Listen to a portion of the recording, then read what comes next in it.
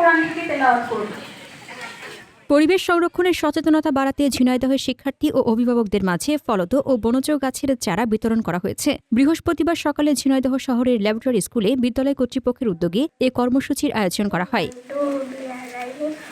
অনুষ্ঠানে প্রধান অতিথি ও অতিথিরা শিক্ষার্থী এবং তাদের অভিভাবকদের হাতে ১৫০ শতাধিক ফলদ ও বনজ গাছের চারা তুলে দেন। এ সময় উপস্থিত ছিলেন বাংলাদেশ কিন্ডারগার্টেন অ্যাসোসিয়েশন ঝিনাইদহ জেলা শাখার সভাপতি শাহিনুর আলম লিটন, সাধারণ সম্পাদক বজলুর রহমান, বিদ্যালয়ের পরিচালক ইসহাক আলী, প্রধান শিক্ষক লিজা ফেরদৌস সহ বিভিন্ন সামাজিক ও শিক্ষা প্রতিষ্ঠানের প্রতিনিধিরা।